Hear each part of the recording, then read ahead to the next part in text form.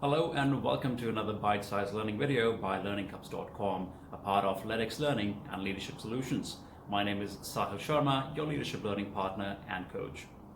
I've recently been traveling, hope you're doing well, and I had some interesting experiences, some conversations that again took place and I wanted to share with you.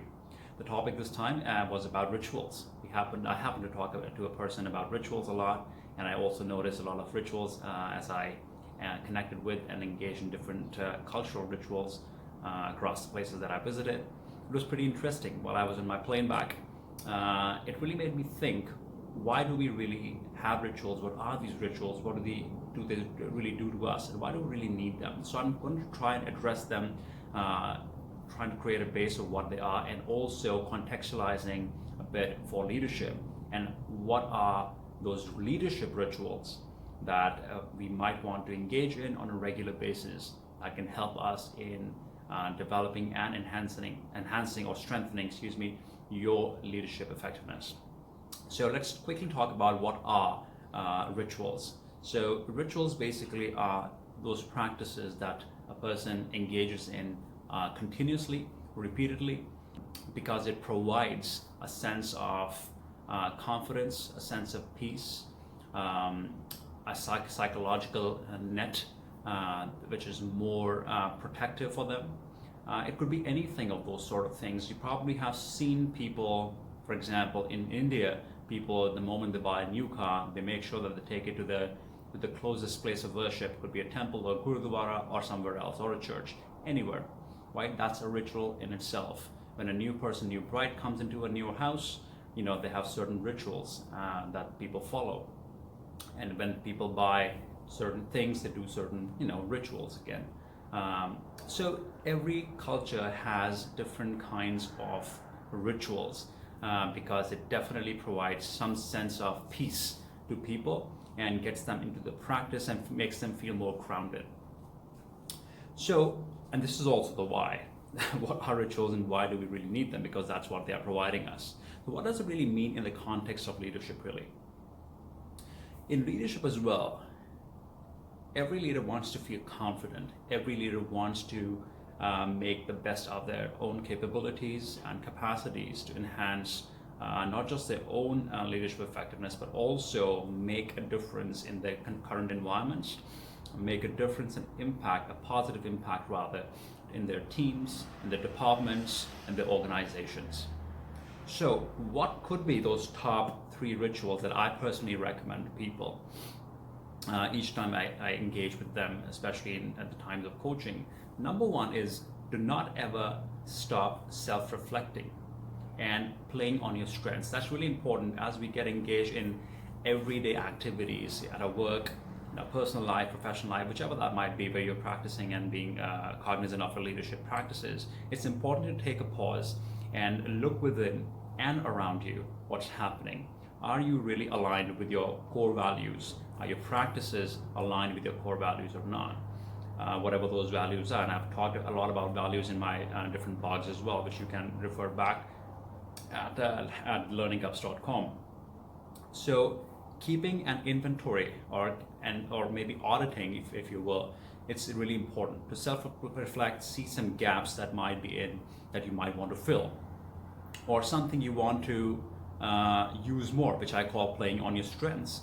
So let's reflect, let's take a pause, let's look around, probably get some feedback so that there is an alignment of the inner self and the outer world, and see what's happening and what's not happening, and might need to be in practice more. So playing on your strengths, self-reflection, very important. Number 2, the second ritual I'm a fan of is learning. Never stop learning. It's a sense of complacency sometimes that comes into us. It surfaces out because, again, we're busy. Sometimes with experiences, life moves on. Leaders tend to feel very complacent in the learning that they've already had. There's no appetite for further learning because there's this thought or there's a mindset that this is it. There's nothing more to learn. And that's a scary place to be in. That's really a scary place to be in. As you probably remember the quote, "Miles to go before I sleep." It is an endless world of knowledge. It's an endless world of learning. So learning cannot ever stop. And what I think the positive impact the learning has on people is it keeps them refreshed, it keeps their minds refreshed. It really gives you another perspective on life, because you cannot know it all, and that's a harsh but a beautiful reality at the same time.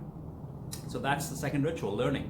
And the third ritual I really recommend, because initially if you see ritual 1 is about self or leading self, learning again could be about leading self.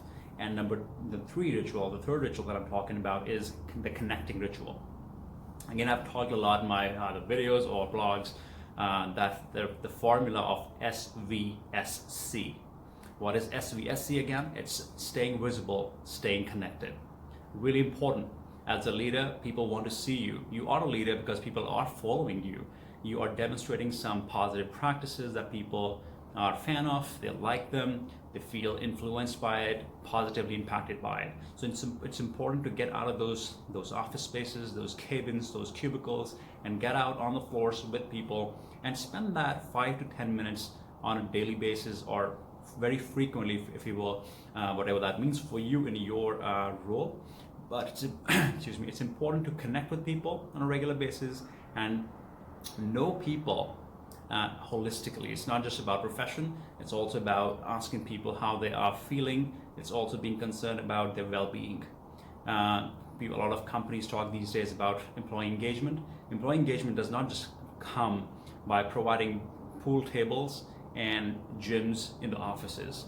It's not the provision, it's about empowering people to use those, empowering people to be flexible, providing those conditions where people can feel they belong to that place truly at an authentic level. So this interpersonal, I think, realm of leadership is very important and should be a part of rituals, your regular leadership rituals. So summarizing it all for you, number 1, self-reflection and playing on your strengths. That's the first ritual. Second ritual is the learning ritual. And the third ritual is the connecting ritual. So hope that helps. It helps you kind of refresh yourselves and take this learning forward, put it back into practices in your workplace or your personal life. It doesn't matter. Wherever it fits best, your context, please do so. All right, signing off for now, and I will be back with another video for your bite-sized learning pretty soon. I'll see you then. Adios.